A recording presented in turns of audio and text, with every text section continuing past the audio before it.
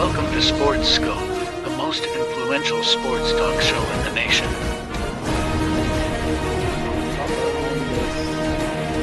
What is today, the 19th? Stay tuned for updates and great sports content. Hello, everybody. Welcome to the Real Sports Scope. I'm your host, Robert Butler, on this 19th day of February. It's good to be back on the program today, folks. We've had a snow day here in Nashville. My offices for the day job got closed today. I knew they were going to be closed yesterday, so I had to work extra, do a little extra Ubering yesterday to make up for today's loss of pay. That's why you didn't have a show yesterday and Monday. And listen, I've got part of the sacrifice of this program is to have to work side jobs around my normal schedule. So you're probably going to get 2 shows a week. That could change here for the next 5, 6, 7 weeks. I've got huge taxes to pay and all that stuff. So, but you'll have some good replays here, great interviews, and I may have an extra show here and there. For example, I was reading Jenny Paul's The Yankee Prince. Read about a good 30, 40 pages of that today. What was on 50 pages? Yeah, about 30-something pages of that today. I'll have guests like her and Ken Burton, the comedian. I'm going to try to reach back out to him again, maybe bring him on. Of course, Jamie Pags, the Philly sports guy as well. And but this is all part of my sacrifice. I cut part of my route off to do this show 5 days a week. Now I'm having to make up some money issues, but that's okay, though. That's all part of it. It's all part of the journey. And tomorrow, just got clarification, probably for the next few weeks, till further notice, the Mad New Yorker will be on Thursdays live with me at the program, and we'll talk about the week's biggest stories, and instead of Fridays. And like I said, we'll replay stuff during the other 3 days of the program. So got a great show with you on for tonight. How to fix this NBA. I've never heard this much criticism. Now you have current players. Draymond Green said something over the weekend about the NBA. I want to comment on that. A few of you have heard my suggestions before, but what I've done tonight, I've put them all together. I'm going to talk about that. Vladimir Guerrero, I'm getting, and I said this before time and time again, I'm talking more and more about baseball on this program. The ratings have picked back up. There have been some changes here. It's piqued my interest. You all know I love to talk free agency, particularly in baseball and the NBA, and obviously NFL, of course. But Vlad Guerrero Jr. will be a free agent in November. Talk about some possible landing spots for him. Story back over the weekend. Jonathan Martin. Got a take on that. Him and the Richie Incognito. That's about a 10-year-old story. Kind of resurfaced over the past few days here, and got a different take than a lot of people. Got a different take on that and more. And I got a few other news and notes. NFL's got a higher salary cap up to $281. I'll comment on that as well and more. Stand by. Let's take our first and only break, and we'll be back here running here on the Real Sports Scope. Hello, Sports Scope followers. The program has seen tremendous growth since going 5 days a week. I just wanted to thank everybody for your cash contributions and sharing the program with friends and families. Just a reminder, if you want to contribute to the program, go to the Cash App, the cash sign, and Sports Scope.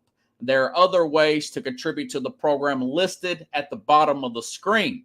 If you want to advertise on the program, go to sports, that is sports with an S, another S, scope, SKOPE, at gmail.com, just like it's listed at the bottom of the screen.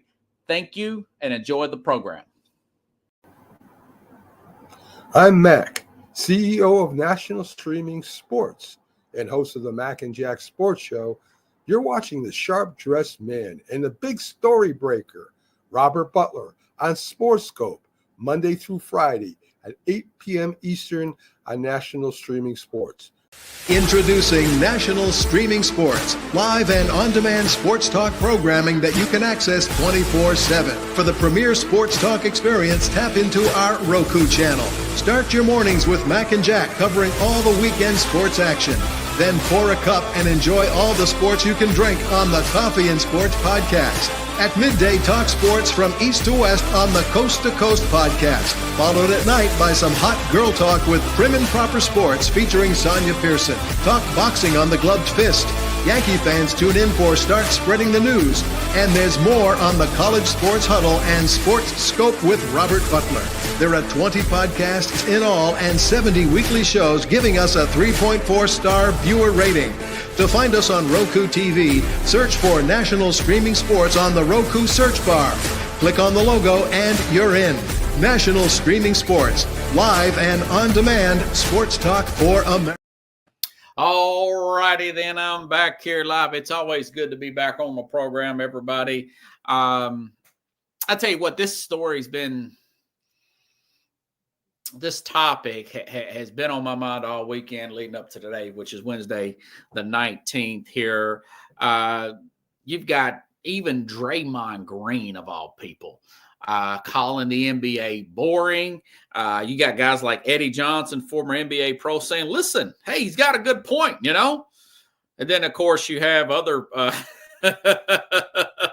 you know what? And then you got Oscar Robertson calling out Draymond Green, former all-time NBA great as well. This is the most criticism when you get this much. There's been more talk about the NBA trades. There's been more criticism of the NBA going back to November of last year with the ratings plummet here. The All-Star, we're still in the All-Star weekend. I want to say the NBA starts back either tonight or tomorrow. I think it starts back tomorrow, but it might tonight because I know that the Hornets are going to play the Lakers in some kind of a revenge game. I was looking at that. But we're in the middle of the All-Star break here. And the ratings were way down for the All-Star game. It's turned into a circus. It's turned into an embarrassment. Let's see. Let me see the numbers here for this All-Star game. Way down. Way down. This was before. Of course, we were talking about this prior to the All-Star break here. 4.7 million people watched the All-Star game on Sunday. 80% down from viewership. Clay Travis put that out there. Now, so you look at that and then you listen up to, here's Draymond Green talking about the game in general. Listen up. Who can run faster? Who can hit more threes? It's no substance. I think it's very boring. Who cares what Draymond says? It doesn't mean anything. It might be boring. The second half of that is Oscar Robertson saying, listen, he don't even know what he's talking about. He's boring. Only thing he does is throw the ball to Steph Curry. Listen. Who can run faster? Who can hit more threes? It's no substance. I think it's very boring. Who cares what Draymond says? It doesn't mean anything. It might be boring to him because if he's not passing the ball to Curry, what is he doing?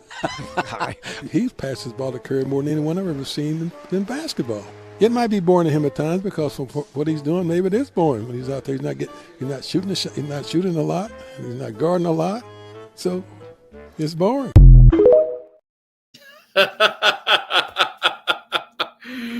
and to piggyback on what Draymond Green said, Eddie Johnson, I think he's like a 15-year. Former NBA pro. He says Draymond's 100% right. We run one pick 95% of the time. I love watching the picks. I think it's like football. You're blocking, pick and roll, space, pick and target. Off the ball plays are non-existent. He says players are being used like robots and given a title 3-and-D. What the heck is that? I was a ball player. The physicality is gone. So, yes, you got to bring back the physicality of the game. I think you should bring back hand checking. So, here's my suggestion. How to fix the NBA. Like I said, we know Barkley and Shaq have been, mainly Barkley, have been dogging out the NBA for years, and you've got Stephen A. Smith and Colin Cowherd. And I just mentioned I've played the Draymond Green bit here. Okay, so here are a few suggestions. Number one, there's too much entitlement in the NBA, way over the top. Ben Simmons, for example, going back a few years, wanting to get paid for not showing up due to guaranteed contracts. Guess the Philly sports guy out of Philadelphia mentioned a few weeks ago back that Ben Simmons rule should be put into the new CBA, okay, where you give the owners and management a little bit of flexibility. We've mentioned, I mentioned, I think a few weeks ago also, Kyrie Irving quitting on multiple teams, lack of effort, looking for excuses not to play. Remember the Jimmy Butler behavior. Make it non-guaranteed contracts. Listen up. Play this one more time here. This was just a few weeks ago. Kevin Garnett saying they probably will go to no non-guarantees in the new season. Open up for all this right here, bro. This is how non-guarantees are going to come into our league right here for shit like this. We fucking fought our ass off through 5 and 6 goddamn lockouts to get to a point where there's no where we protect the integrity of the talent. Yeah, sends the language there, but still, I played that before. The NFL, the only guaranteed contracts, both teams, I want to say, regretted those contracts. The Cleveland Browns with Deshaun Watson, the $250 guaranteed. Now they're looking to possibly get out of that. Kirk Cousins, $90 million guaranteed. Nothing really came of that. He's now moved on to another team here. It'll help teams get out of bad contracts. I think give incentives to players who play 82 games, 76-game incentive, 68-game incentive, playoff incentives. In other words, you're taking away the guaranteed contracts, but you're putting incentives on playing games, winning, getting to the playoffs, winning playoff series. You get an incentive for each round you get. That would be put into your contract. And, of course, the new NBA rule that is already in effect. So some of this is going to get addressed, folks. It's going to get addressed here. This rule's been put into play. I've got so many screenshots today. The new NBA CBA agreement requires 20 minutes and then in at least 63 games, between 15 and 20 minutes in 2 games, to become eligible for MVP, Defensive Player of the Year, Most Improved, all NBA teams, and that affects a player's contract. So already some of this is already being put into motion there. You just got to make these contracts non-guaranteed. I say the same thing for MLB. It helps you have more flexibility. You move off bad contracts. Teams can get better faster. Even if you got to go through a lockout, we're doing some restructuring right now in the country. You got audits and stuff. You've got this government efficiency thing. That's what needs to happen in the NBA. It needs some strong leadership at the top, even if it possibly requires getting a new commissioner. Okay, so that's number one. Take away the guaranteed contracts, more incentives to play, more incentives to win, essentially. Number two, marketing of players.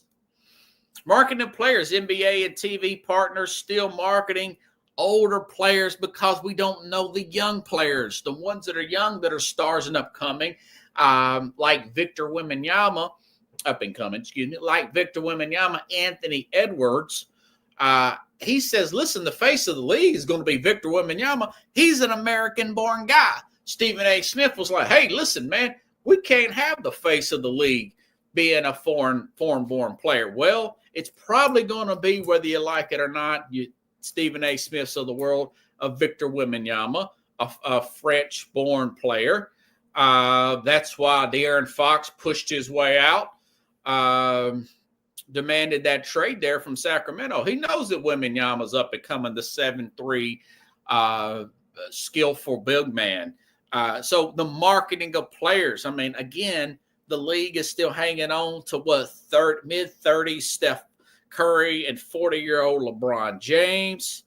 The more exciting players are, I just mentioned Victor Wembanyama, Luka Doncic, the Joker from Denver.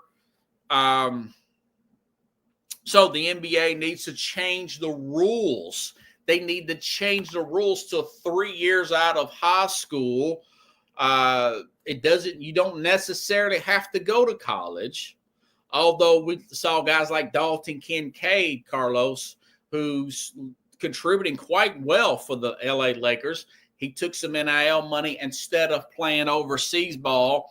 He took some NIL money and stayed transfer. Remember, he went to the University of Tennessee. He wasn't originally at Tennessee. So if you do that, per se, 3 years like the NFL, out of high school, you don't necessarily have to go to college, but college plays a lot of incentive. College plays a lot of incentive with the growing of the NIL now here in the Southeastern Conference. The college game is better than ever. You got the number 1 and number 2 teams because it's starting to turn a profit for schools, kind of like it used to just be NFL or college football turning profits in college. Now you have college basketball, and a lot of these big-time coaches are down here now, which means it would be better to keep those players there for a few more years, not just development. I want them to be more developed. Look at Luka Doncic. Look at Wembanyama. Those guys are more developed now than our American-born players coming right into the league. You want to have those young American-born players to come into the league more polished. And also you want to have the Caitlin Clark effect there. You want to have the Caitlin Clark effect. Of course, Carlos, we will talk about this tomorrow, but you can comment tonight. We will go back and forth. This is going to be one of the questions. What do you think the NBA should do? But my thing is, I think that they should 3 years out of college or 20 or how does high school or 21, mainly for the marketing purposes, developmental purposes as well. I think we would have a better chance of being able to compete with the foreign markets there and have better players. Cooper Flag there out of Duke needs to stay. He's talking about maybe staying another year at Duke, having a really good year there. I would love to see him stay 2 more years at Duke here and be ready and come out here in 2027. So that would be my next. That's number 2, okay? So for marketing purpose and developmental, not just developmental, marketing purposes, so the audiences can follow them for college to pro like we do. A lot of talk about Schroeder, Sanders, and Cam Ward. I can't wait to see what those guys look like. They're already getting in workouts now. So we saw those players in college. Same thing for the college game, okay? That's number 2. Number 3, players, coaches need to talk basketball with media, pre-game, post-game press conferences only. The league, at any league-sanctioned event, you can only talk about basketball injury-related questions, no social issues, no politics.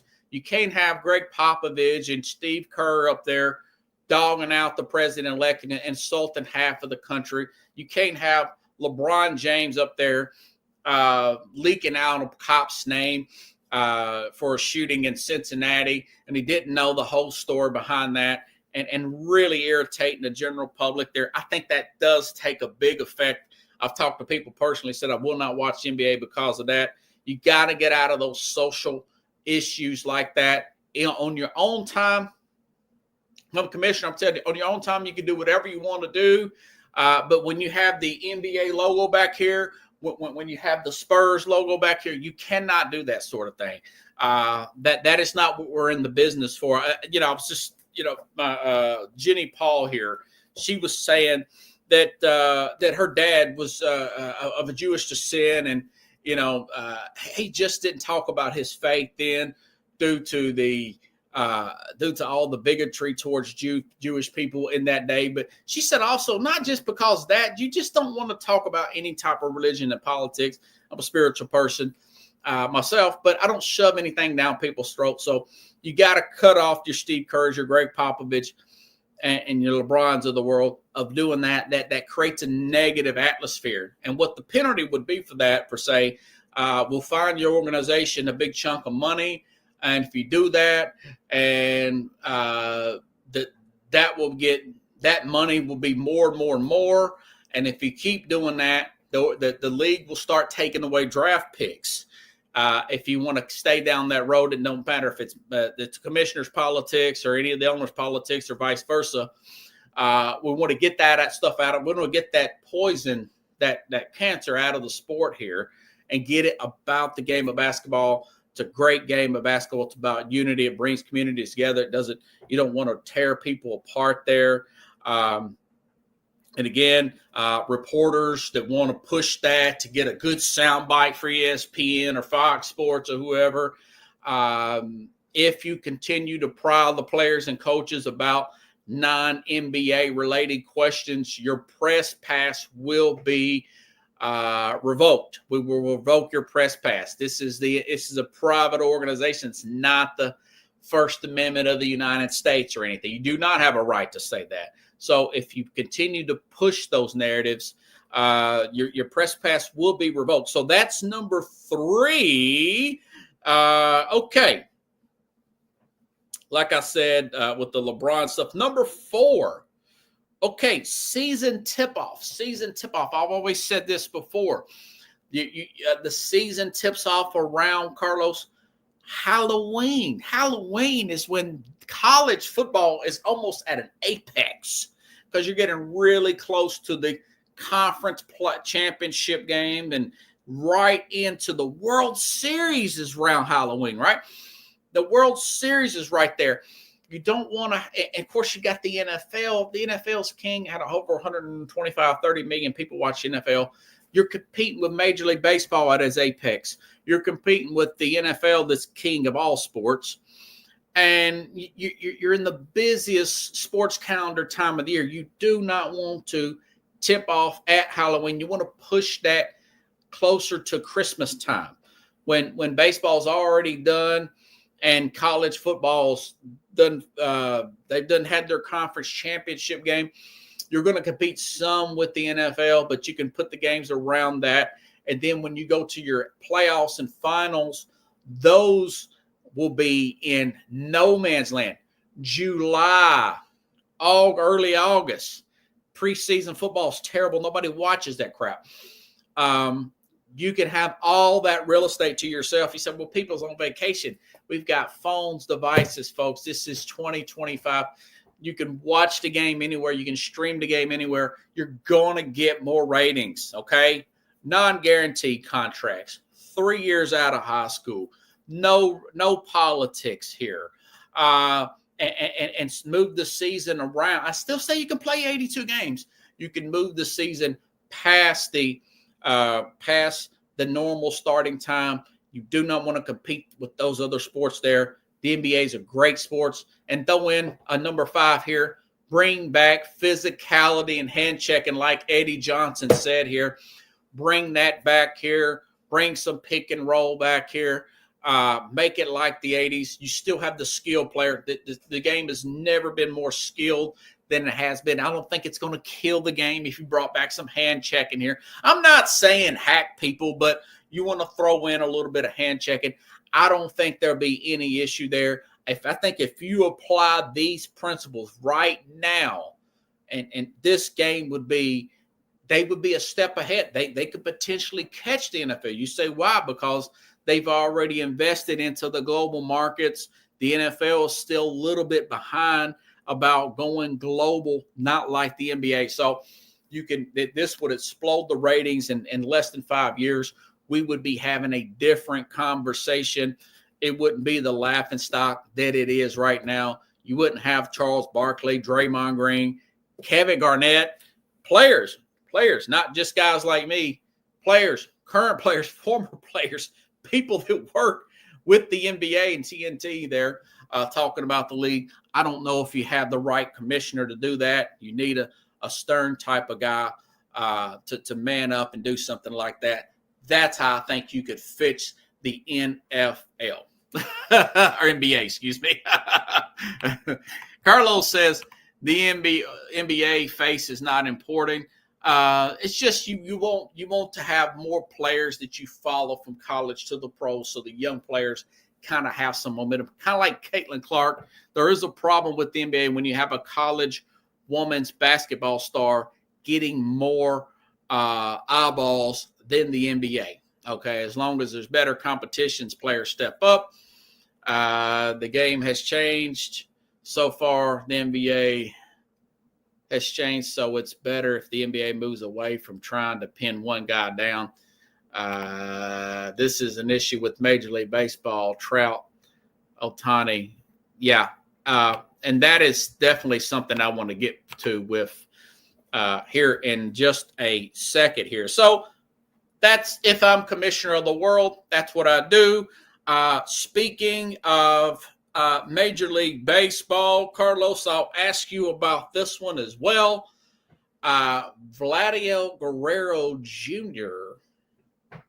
Now, some of you older audiences my age, older, you remember Vlad Guerrero Sr. played a lot of his good years. I want to say with the Expos here, I thought Guerrero Jr. hit 48 home runs one year.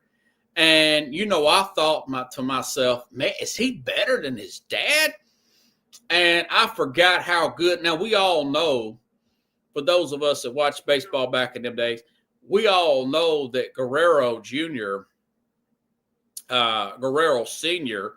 had one of the best arms in the history of the game. I mean, you did not run on Vladimir Guerrero. I could still recall Guerrero, the father, players, and the commentators will comment on it, run past first, and they would look and see where Guerrero was because he had such an arm strength, But Dad, 16 seasons, 318 batting average, did win an MVP, 8 Silver Slugger awards, 318. 449 home runs, just strong as an ox. Now, son here has a 288 career batting average, plays first base, did hit 48 home runs. Back in 21, he had 30 last year, 26 the year before that. But, he is he's hitting around 300. Vlad Jr. reminds me of Frank Thomas there, another guy that played first base that could hit for power and hit for average. That's a rare in today's game here. He'll be 26 in next month. He's not going to be able to come up with anything. He's not going to be able to come up with anything with the Toronto Blue Jays. He's going to be a highly sought-after free agent. And, I'm going to ask this to Carlos tomorrow here. Is there a team that can sign? And by the way, and you say, well, this won't come up. ESPN reported this a few days ago. This won't come up until November. But check that, folks. The season will start around March 27th. They end the March. And that's another thing that Major League Baseball needs to move their season up to March 1st. But that's a whole different topic. Vladimir Guerrero Jr.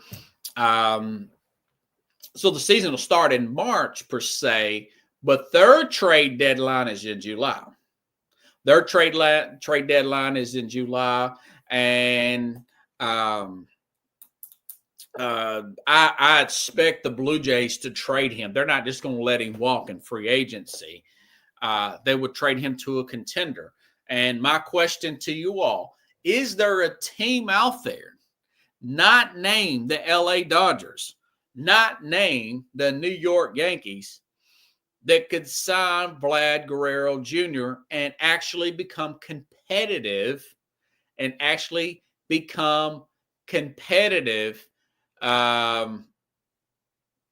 and win a championship and it not hurt the team financially due to revenue driven.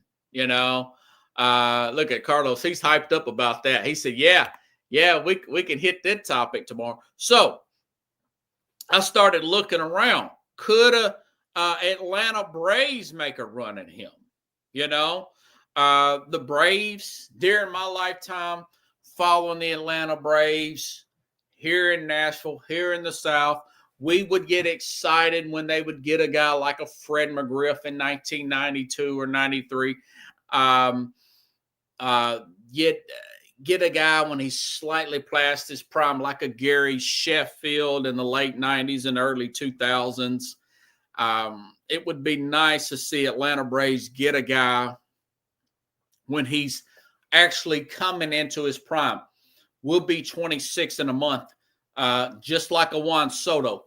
I think the Braves, the revenue, they should be able to make a run at this guy, So I looked at that.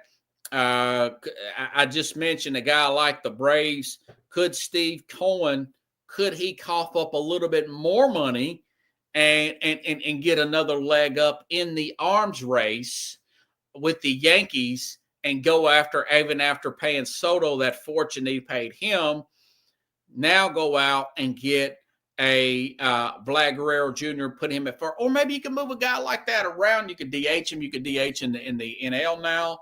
I think you could probably play him in right, but we'll see. I mean, you got to talk to him and see. Yes, he's going to command a 5 to 7. I mean, it's going to be some crazy contract. We already know it's going to be $500 to $700 million. It is what it is. I've looked up some of the other ones. What about The Athletic? Mentioned teams like the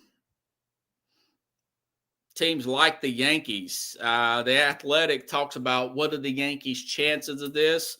They say the Yankees would be a strong fit for Guerrero. Paul Goldschmidt will be a free agent after this season, and first base in the Bronx will be wide open for long term.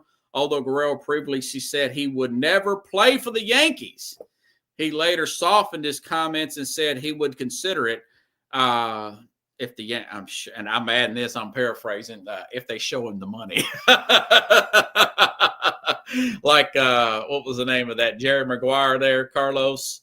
The Athletic says, I'm not sure Steve Cohen and President Baseball Operations David Stearns are going to be interested in another free agency war after dropping $765 on Soto. I don't know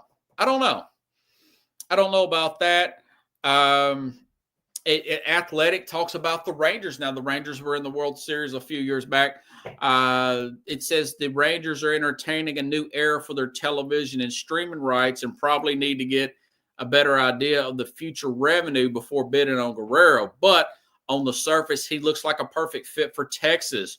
Trade acquisition, Jake Berger will play first base for this season, but he can move to DH and play as a backup role, first base as well. This is and then CBS says this about the Atlanta Braves. Talking about Vlad Guerrero, folks. Matt Olson is locked up through 2029, meaning the Braves don't need a first baseman and their resources would be better used elsewhere. The article says, I do find it interesting that Marcell Ozuna, their DH, is set to hit free agency in 25. After the 25 season, that's not good, and has been greatly productive at the plate in the last few seasons. We don't know how the 2025 is going to go down, but it's possible the Braves enter the offseason feel like they need a huge bat. It just doesn't feel like the Braves like move. I think they should. I think they should break the mold and try to make that move. A team like the Braves. I think Houston should make that jab at him. If I can find it. I read something on maybe Houston could take a stab at him as well. although they haven't been known to do that. I thought I had a screenshot on Houston, but I will say this. Obviously, they've won without making those big plays here. Not sure about a Milwaukee. Not sure about a Houston. Not sure about a Houston, maybe. A Detroit. They just don't seem to generate enough money there. But it would be nice to see somebody not out of these mega markets here. Now, I know San Diego has spent a lot of money in the past, but maybe they're spent out. I mean, they've got about 3 or 4 monster contracts as well. And Carlos says, look at the top 8 teams and see. You got to go with that. And if I'm Vlad, I'm looking at a situation where I think I can win. I mean, they did mention the Nationals. The Athletic says at some point the Nationals will need to start spending again. Guerrero would be a perfect fit with Washington, as he would provide immediate protection for their young hitters from James Woods to Dylan Cruz to C.J. Abrams. Guerrero's positive demeanor and attitude would boost the Washington clubhouse. So that would be a really good player there. Nobody mentioned Philadelphia. Bryce Harper's contract's pretty big. The Cubs have shown up here. The Giants have shown up here. The Giants always have pretty good pitch in there. I can see the Giants do. I wouldn't want to play in California for the Giants. Only team I'd want to play in California for would be obviously the Dodgers. Now we know the A's are moving and they're cheap as all get out. There's just a lot of teams like Cincinnati. I'm just not going to a small market, not unless I know that they've got very strong ownership that's really willing to spend the money and take the hit. I just don't want to make a lot of money. Do you really want to be like Mike Trout and not compete for World Series championships? Would you rather play like a Shohei Ohtani and do it that way, where you can put off a lot of this money and take the first 7-8 years of like a 10-year contract at a modest $8 to $10 million a year, and just put off the rest of it towards the backload that contract there, so the Dodgers can be as competitive as they can be. So obviously, like they did last year, and went on and win it all. So if I'm Vlad, I'm looking at those type of options. There's not a better insurance policy right now than Major League Baseball. Ask Bobby Bonilla and some of the former MLB players. It's just a pretty good, interesting way to look at it. Carlos says he learned from his pops who spent time with the Angels. I'm just not going to go to the Angels. I'm not going to go. I would have to. Now, St. Louis is a very well-run organization, but I would have to look and see what I've got around me and what they're willing to do. Somebody mentioned Boston. I've been driving Uber, and I've picked up quite a few Bostonians here in Nashville downtown, and they're saying that owner is getting super cheap up there, that family, that they really need to sell the team. You know, and I never thought I would say that about the Red Sox going back 20 years when they were heavily competitive with the Yankees back in the day, player for player. Now they've went super cheap ever since they've got rid of Mookie Betts about 7-8 years ago now. So this is going to be an interesting. I still think that Vlad, being the upbringing that he has got, I think he's a guy that that will ascend as a player. Okay. He can hit for power, 48 home runs a few years ago. He can hit for average, 300 to 317 batting average. That's going to be an interesting storyline coming into the summer. I mean, it's not Shohei Ohtani interesting, but it is interesting. Oh, man. I get all hyped up talking about free agents. I don't know. It's fun. It's fun to me. Okay. Another story here. Now, for those of you back in the day, for those of you big time NFL people like myself here, there's a story out of the Dolphins here. It just grew and grew and grew. Happened, I want to say this happened back in 2012. We're talking, 12, 13 years ago, 2013 or whatever.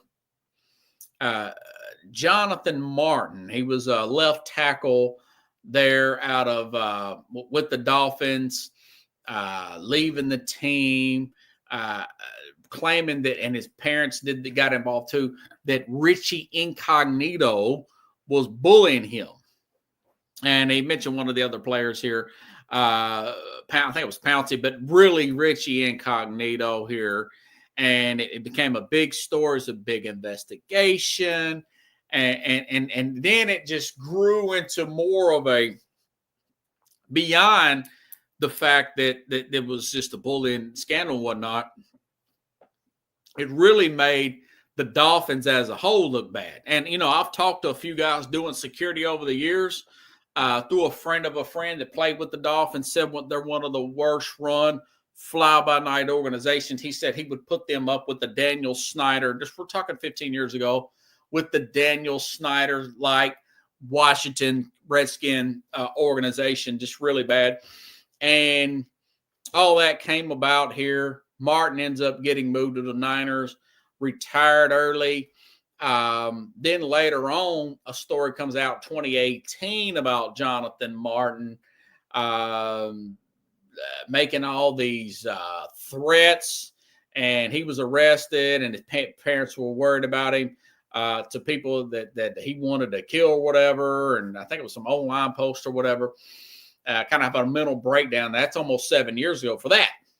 So now it comes out over the weekend that Jonathan Martin essentially is saying he made all this stuff up. And he don't think he was being bullied. And here's my take on all that. My take on that is, and I looked up his, I looked up his size. Jonathan Martin, folks, is 6'5", 300 plus pounds man. Okay. And it's hard for someone of that massive size. I'm 5'8", 165. On a Thanksgiving weekend, I'm 170. I couldn't imagine being that big, and that 6'5", 6'6", 6'7", 3 bills plus. And even if another guy's that kind of height, me being afraid of anybody to be bullying me. And I just don't think, reading that Adam Schefter ESPN story over the weekend, that I think he was too proud. He was too proud to admit that he actually did get bullied. I think he walked back a lot of that because of his pride and whatnot. The guys went back to school, and I think he's some kind of entrepreneur now, getting his PhD and everything. He's gotten his life back on track. And then you've got Richie Incognito coming out acting like, hey, that run my reputation and my life and all that, blah, blah, blah. You're seeing him spout off on the internet, on the X out. And I'm thinking to myself, listen, this is Richie Incognito, okay? This guy's not a saint. Maybe it was, air quote, exaggerated a little bit. But Richie Incognito, I've been following him since he was with the Rams, okay, back in 2009, 2010. This guy was voted the second most dirtiest player in 2012 in the NFL. So there is some truth to that. He was not a saint. He admits he was not a saint. He admits he had some growing up to do. So two things can be true, okay? Incognito says the truth about Jonathan Martin. He couldn't. Incognito played I want to say he played a good 12 years in the NFL. Almost 15 years, 14, 15 years in the NFL. He says Martin couldn't cut it in the NFL. Probably couldn't cut it. It's tough. It's tough. I think two things can be true. I think he probably couldn't cut it. And I think that Cognito did have some bully in him. Okay. I do think that because I know that he was recognized as a dirty player. You could see it. I've watched him play. I've watched him and Cal Vandenbosch get into it. For the Tennessee Titans, Vandenbosch pushed him down like, if you want to do something, big boy, let's do it. He was a speedster defensive end for the Tennessee Titans back in those days, back when Chris Johnson was just playing great football. I think it was that year. I remember watching the game, watching Incognito bounce around. Now, Cognito's got his life back together. He's an offensive line coach.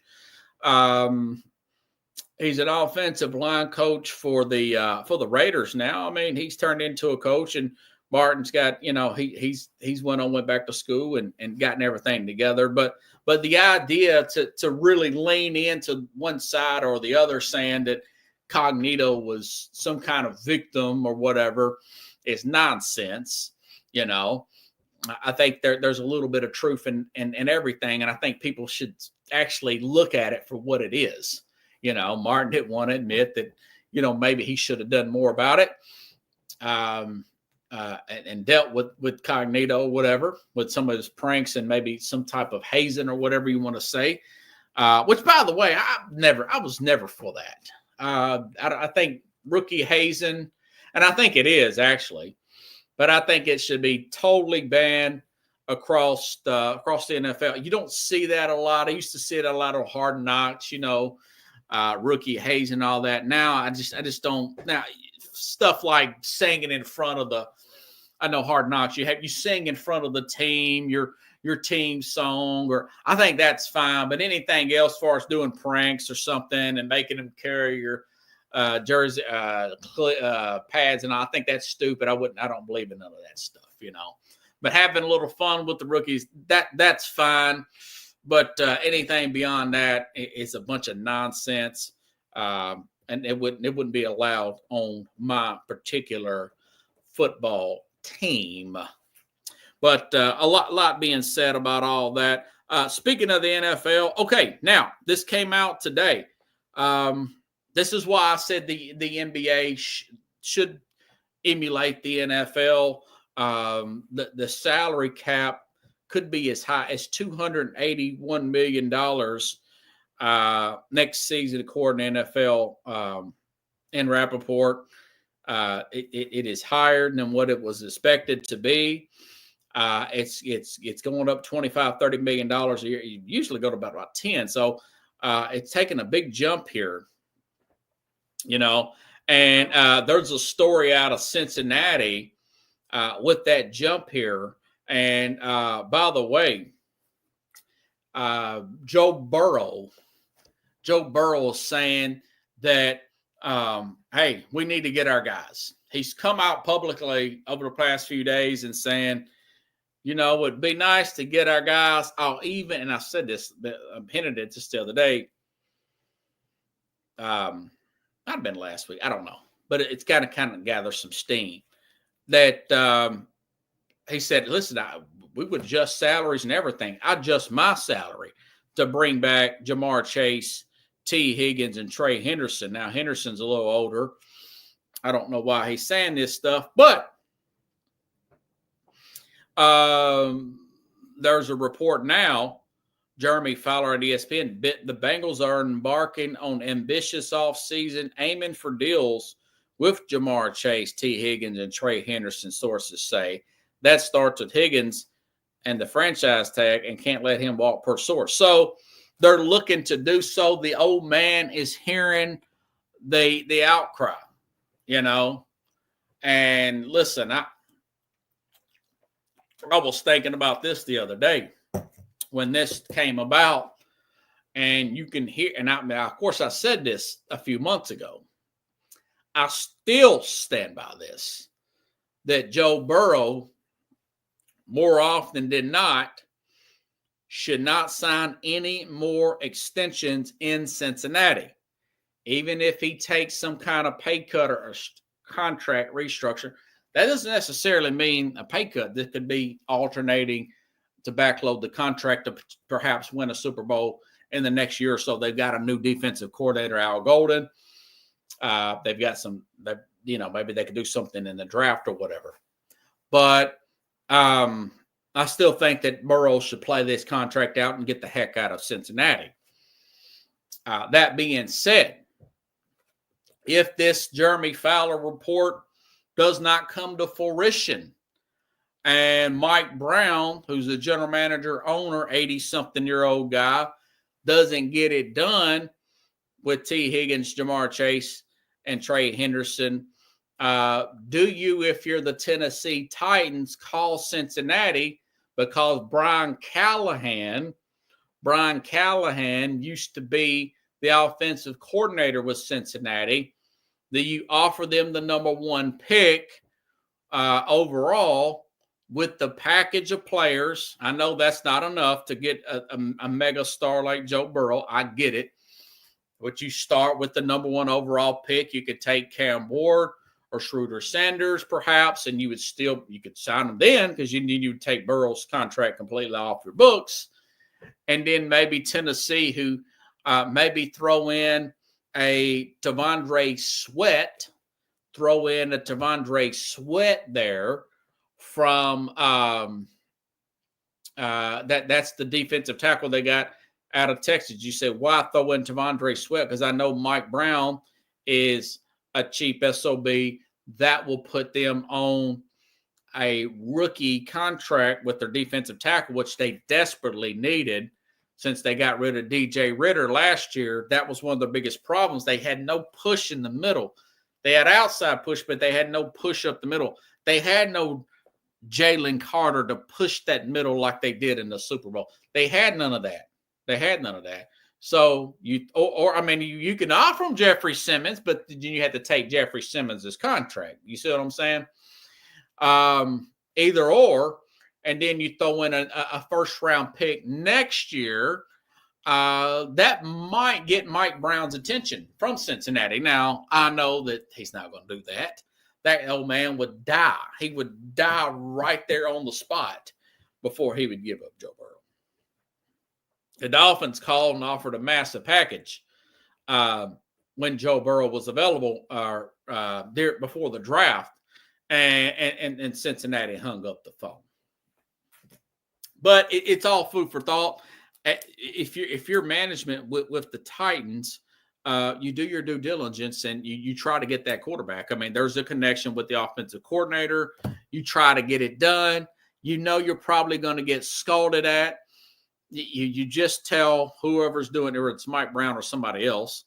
They only got 4 people from what I hear, compared to like 20 scouts for Philadelphia per se. But anyways, you just say, listen, I'm just doing my due diligence here. Can we work out something for Burrow if you can't get these numbers worked out? I don't think that's a big deal. I really don't. Other news, Greg Sankey. This is one I could ask Carlos about. Greg Sankey from the commissioner of the SEC. He claims that there should be, and the Big Ten's Tony, I think his name is Petit, agrees that the college football playoff seeding needs to change following a joint meeting between the athletic directors, representatives on Wednesday. The Commissioner Greg Sankey, Big Ten Commissioner, agreed that teams are seated in the 12-team college football should change this fall, while voices of the 2 wealthiest and most powerful conferences certainly carry weight.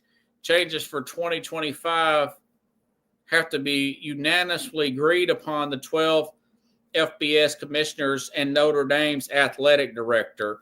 So, I mentioned this as far as changes per se with that. The teams that actually get the top seeds, that get those bye weeks, those first games should be at home, okay? Boise State, just because you win your conference doesn't mean if you're for like 11th or 12th, you should not host you shouldn't be ranked above another power conference team that, air quote, finishes stronger ranked than you are, Now, if everybody has a bunch of losses, that's different. But if you finished a regular season around 10th or 11th, you shouldn't have any advantage over a team who did not, at a power conference like an SEC or Big Ten, who did not win their conference championship, because the road is much more harder to do. They've got to work out the kinks. Oregon should not have had to play Ohio State in their first game and they get rolled like that. And if they would have had to play Ohio State and this thing would have been right, they should have had to play Ohio State up in Eugene, not at a neutral site game. So there's a lot of mistakes. Two biggest commissioners there said something about it. I think that would be interesting. So anyways, if you like the show, share the show. I'll be back tomorrow with the Mad New Yorker. We'll talk about some of these topics, and you never know. Something may come up between now and then. We'll add that in the program as well. I greatly appreciate it. And folks, stay safe out there. I know it's a little icy in spots. We didn't get hit as bad as I thought we were going to get hit here in Nashville, but still a little icy and snowy, big part of the country here. So I'll see you tomorrow, same time, same place, here on the Real Sports Scope.